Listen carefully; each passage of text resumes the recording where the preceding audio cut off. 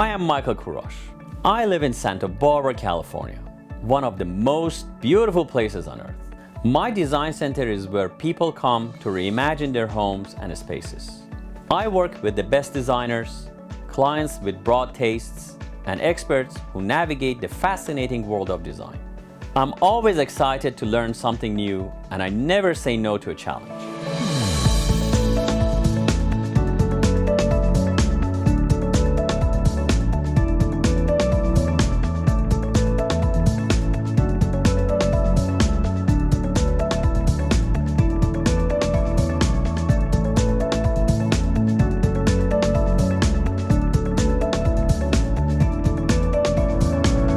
This is Design Santa Barbara.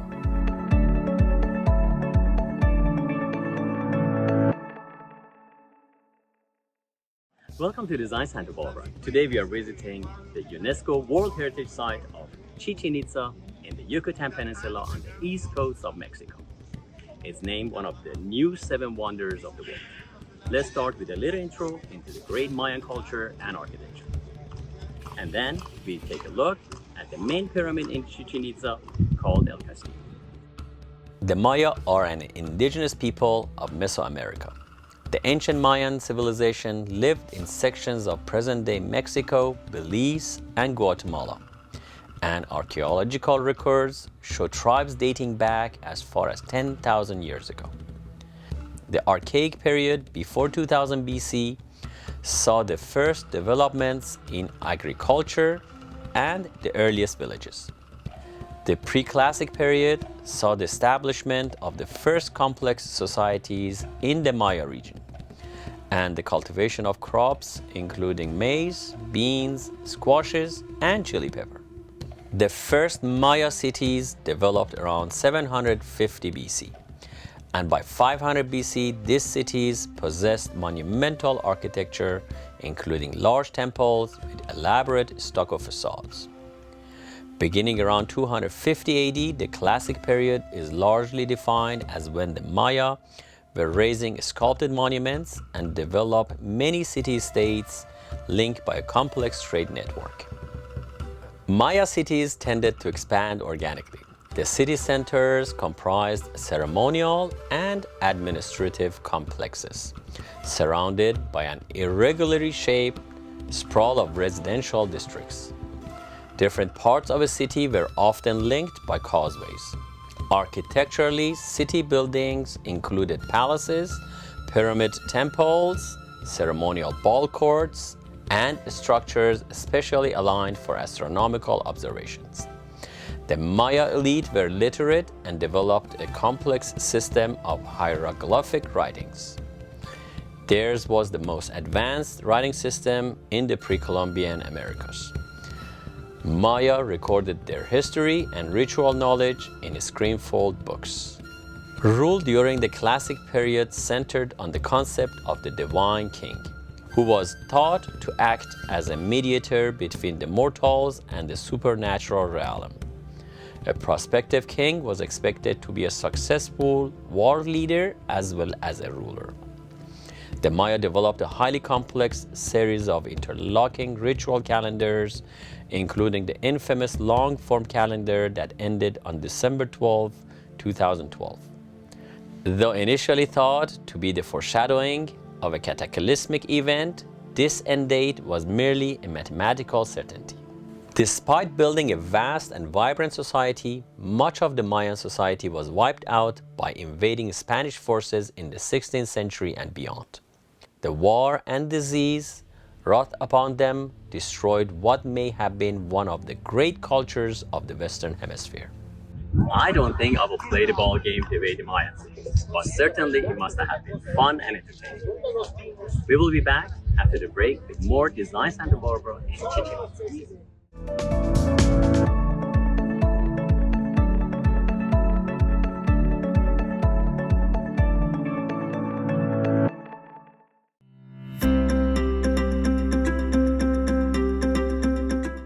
Today on Design FYI, we're going to talk about what not to buy when you're going shopping for rugs. Most big outlets or national chains, they sell nowadays hand-tufted rugs. This sounds like it's hand knotted, it's done by hand, but actually they are not.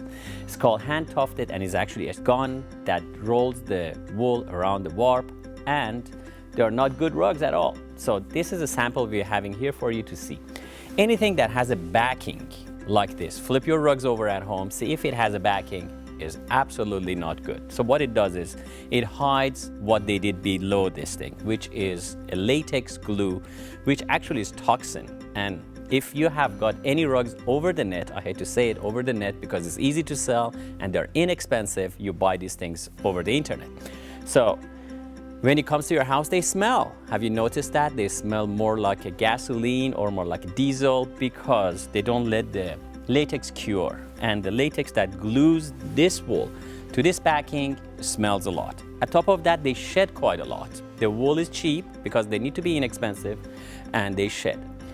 I would not recommend you to get anything, again, that has a backing and is glued, because it comes apart very easily. It is temporary. It is not a green product because they wear very quickly, end up in the fill, and just basically as a landfill junk we are adding to our planet. The things I would recommend you to get, unlike these things that have backing, is the rugs that they have nuts to them. So as what to buy, I highly recommend you to get some rugs that they are hand knotted. And how you can see, flip it to the back, and you can see the knots are done individually, and each one is slightly different than the next one because they're done by hand, and the intensity of the wool and the pull they have, the weaver, makes them look different. Also, the sides are done by hand. That you can see very easily. If you want to buy a real rug, please come to Santa Barbara Design Center and I can gladly help you. Thank you for joining us on Design FYI, Santa Barbara Design Center, Fort and Olive.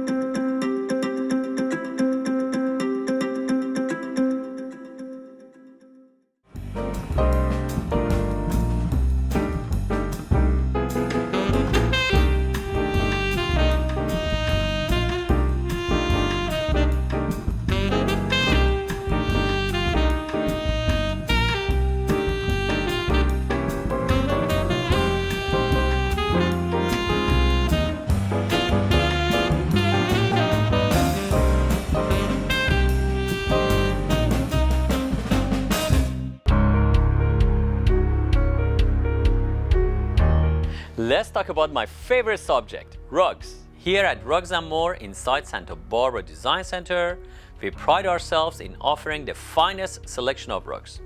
With any size, shape, and design imaginable, let us help you find the ideal rug for your home. We have a vast assortment of new and antique rugs. Whether you're looking for a touch of modern or an heirloom that can be passed down for generations, you will find it here. Also, we offer expert repair and cleaning to bring your treasured family rugs back to life. Don't settle for poorly made internet rugs. Let's get real. They are made with harmful chemicals and they don't last. Our rugs are the best for less, and we always offer our 110% lowest price guarantee. And to save even more, come in during our rug sale and let our expert staff guide you to the perfect rug. Rugs & More inside Santa Barbara Design Center, 410 Olive Street.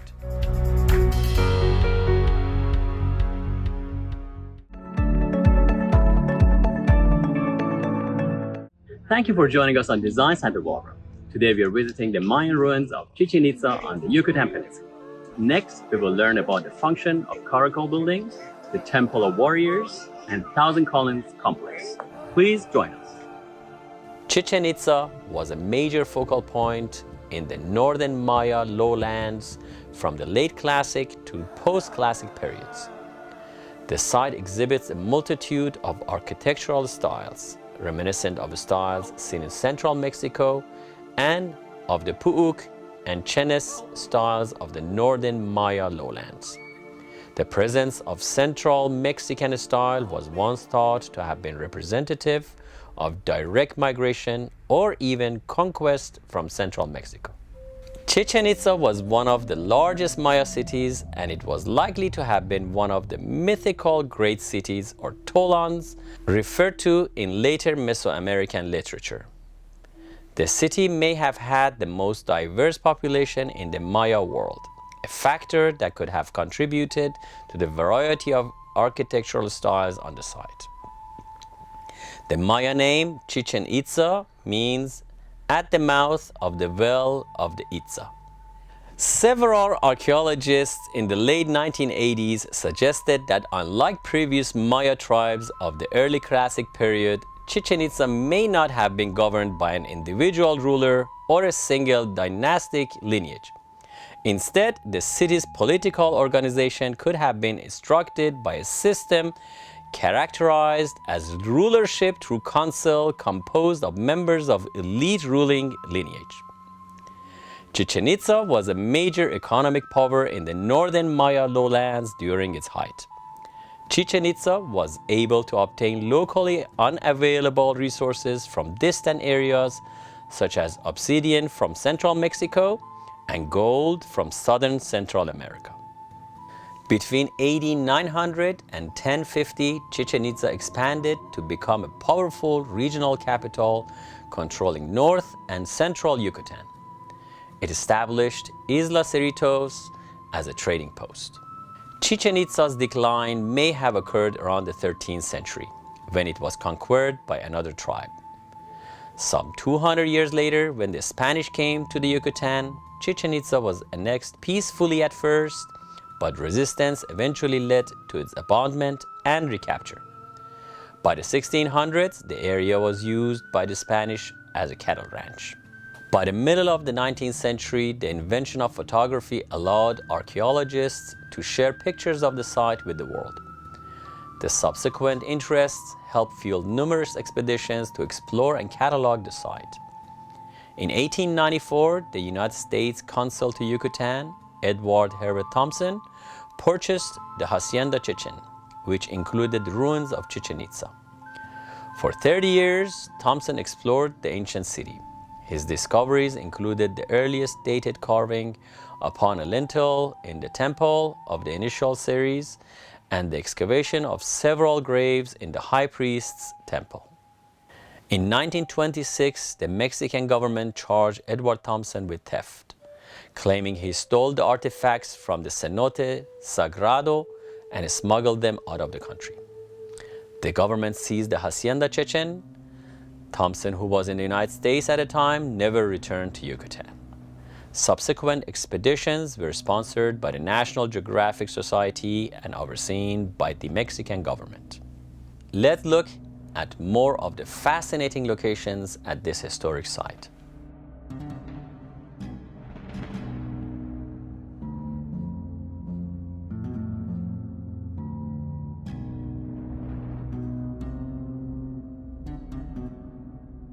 Today, the ruins of Chichen Itza are federal property, and the site's stewardship is maintained by Mexico's National Institute of Anthropology and History.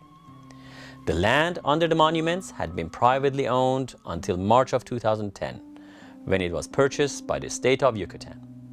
To see this location in person is truly transformative.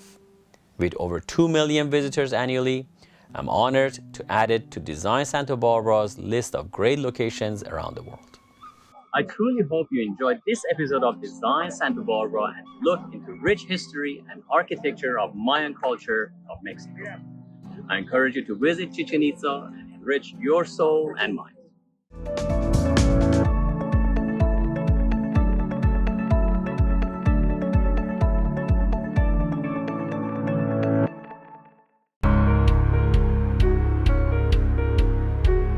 How many times in the last year have you said to yourself, I really need a new sofa? Spending so much time at home lately, you deserve the most comfortable furniture. At Santa Barbara Design Center's massive showroom, we have numerous selections of sofas and sectionals that you can take home today. Or we can custom build your dream sofa. We make the most comfortable and stylish sofas and sectionals in the industry today. Just ask the top designers in Santa Barbara. They use our sofas and sectionals in their projects because they know clients are beyond satisfied with the results. For a decision as important as this, don't go online or buy from a catalog photo. Come into 410 Olive Street and let our experienced team help you find the perfect fit for your home. Trust me, you want to sit on it before you buy. My grandfather taught me about the beauty of the rugs. Each one tells a story. Story about the person who wove it, the person who bought it, the person who inherits it, the person who treasures it. It's amazing how simply looking at an object can bring you back to a different place and time, or remind you of someone you love. At Santa Barbara Design Center, we want to help you find a rug that will travel through time with your family for generations to come. Visit us at 410 Olive Street and find your treasure today.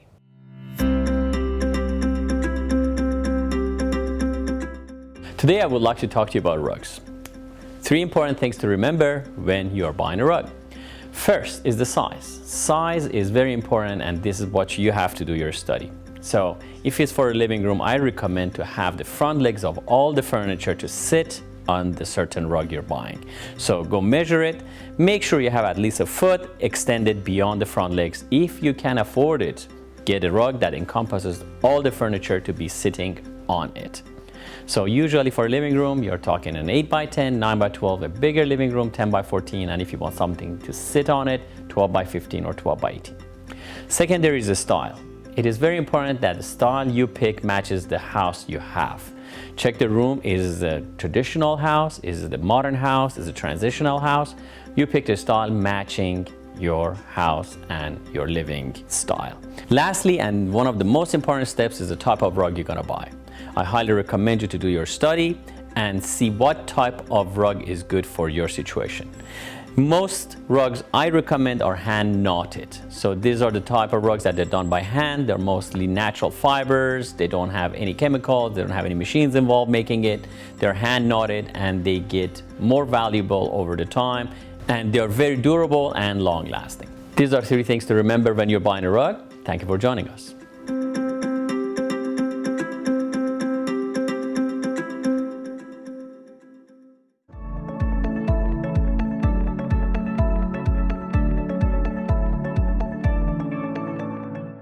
Welcome to Design Santa Barbara. I'm Malka Kurash, and today we are in Santa Barbara Design Center, heading south to Montecito to visit my dear friend Lisa Wilson Goldmuth. She has this beautiful project I hear about, and I'm excited to see what is this all about.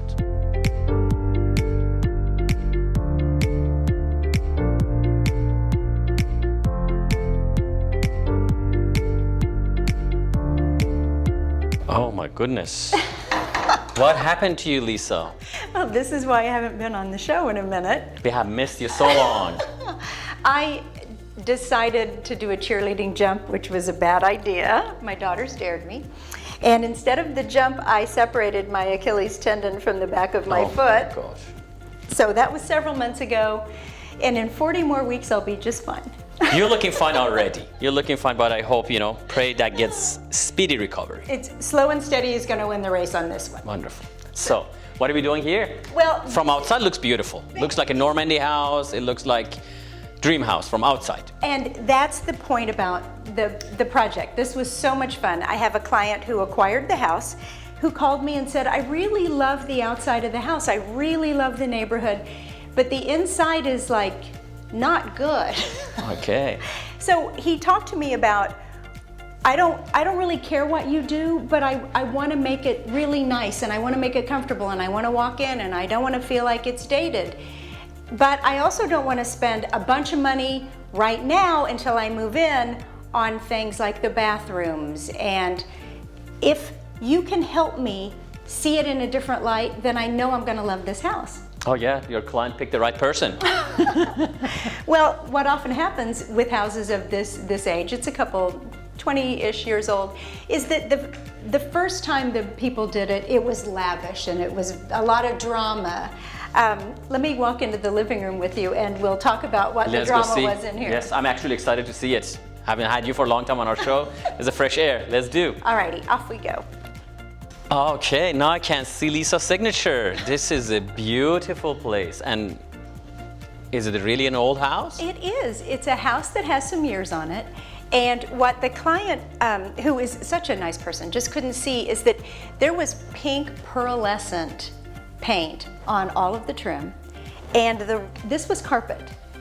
It was black, very expensive carpet for the time, but it had red and pink roses in it. Nice. So it had this timestamp on it that said, oh, 80s sort of thing. But he really liked the fireplace. And what we decided to do was take a piece of art that related to that and then run with that color palette. Wow, okay. So this painting you got, and then that was the palette for the whole house. Everything took off from Beautiful. there. So as you can see, we've used coral, green, and gray, and then just surrounded that with more muted colors of coral, green, and gray. The rug you might recognize. Oh, I was going to say, I kept hold myself back, but yeah, oh my goodness, this is my favorite rug, which you, by the way, helped design, and thank you. It's beautiful. Well, this one that I had you make for me is 16 by 24. So that tells you the scope of the room. And it doesn't go even all the way to the end. And the scale, what I like about it is that it says, here's a space, there's a space in the bay window, but yet you're not walking straight onto a rug. You need to have an island for things, but if you go all the way over, it gets a little tight. It is the frames actually, beautifully. And I can see there's 1 sitting, 2 sitting, 3 sitting areas, and actually you have also ottomans there, so literally 4 sitting areas you have in the same room. Well, you know how I love a pull-up ottoman. Yes. So what can happen is, because this can be an entertaining house, the gardens are magical. You want this to be a room where a lot of people can come and have vignettes where they can talk and greet each other. So people can sit here, but then these people can go here or there. Beautiful. And then we pull those up if we need more. I think you did marvelous in here. I'm very airy, very happy, and not modern, but very comfortably contemporary. Yes, transitional. Transitional, yes. We used one paint color throughout all the walls to unify the hallways and the spaces, so it felt, again, a little bit more modern instead of that sort of 80s, 90s vernacular of here's a room that's red, and here's a room that's pink, and here's a room that's green. I bet you the viewers picked on that. One color wall makes a big difference. Yeah. All right, very good. So, let's see another room. Let's go. This adjoins we have his and her offices, which is also so great right now because so many people have been working from home. So we'll go to the office. All right. Ooh, this is, I take it is his office, hopefully? Yes. It looks like a safari. Well, and again, this is one of the fun things about showing you a project when it's like almost done but not quite, because we like this room the way it is, but we're also thinking about maybe painting all the woodwork a really pretty dark gray, a high gloss dark gray, which would make it even more modern, and it'd be fun for people to see it like this and then imagine it if they're doing their own house, like, oh, I could paint, like if I'm tired of my wood, I could just paint. Well, you know, it's not easy, but you know, yeah, it's gonna change big time, I would say. You're right. When we think about remodeling costs, paint is the fastest and the least expensive thing to do. Better than moving a wall, better than changing floors. Absolutely true. Don't say moving the walls in Santa Barbara County. That's you're not moving any walls. But this is a really comfortable office, and because of the woodwork, we decided this would be the master of the house. If you and it's beautiful view with those bay windows, and it's beautiful. Everything has so many tall, big windows. It makes it airy.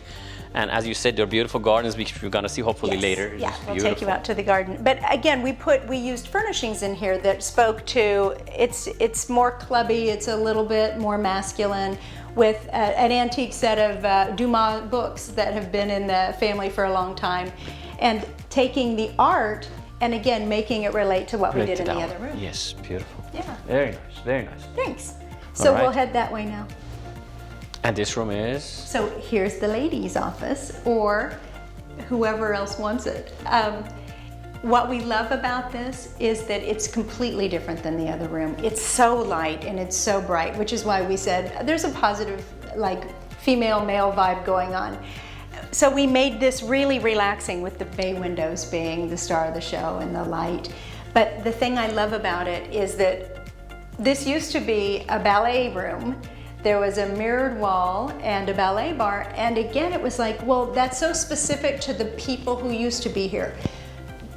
When you buy a house that's older, make the rooms what you want, not what they wanted. Absolutely, and it's beautiful. I love this chaise you have in here, and you can see the lady sitting here reading a book, and it's just really restful. A beautiful desk. I mean, it's just, I see even some real correlation. You have that shagreen on it, could be related to the safari team out there. It's beautiful, beautiful, very nice. Lisa, thank you as usual. This is a wonderful experience having you on our show, and our viewers love you, and I do too. And it is a beautiful project you have had, and I see still another piece of property down there. And what is that about? It's a guest house and a pool, and there's an outdoor fireplace. And as we were just commenting, we are so lucky to live in Montecito, where the weather is gorgeous, and we can have things like outside fireplaces and pools and hot tubs 12 months a year.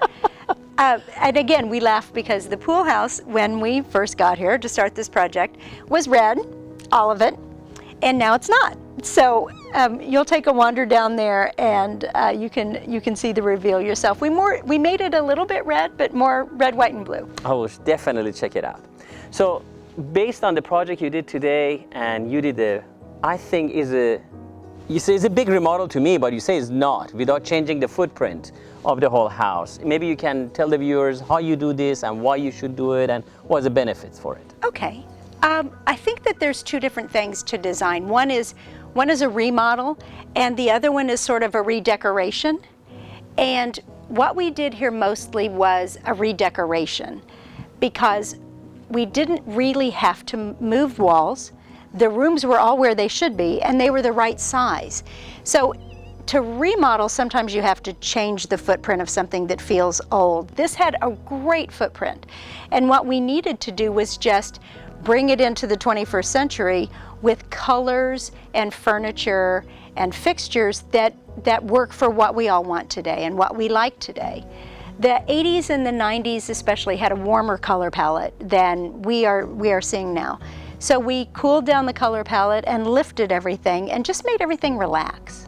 It surely did, and it looks beautiful, marvelous. It's happy. You go in It's a there, happy it feels house. like airy, happy, and it's not modern, it's transitional, as you mentioned. Yeah. Very beautiful. Yeah.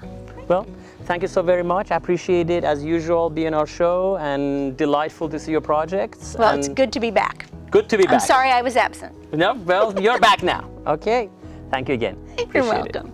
That's why I love working with Lisa Wilson-Goldman. She's an amazing interior designer. As we can see, she takes an old house and without changing the footprint, turns it into an amazing transitional home.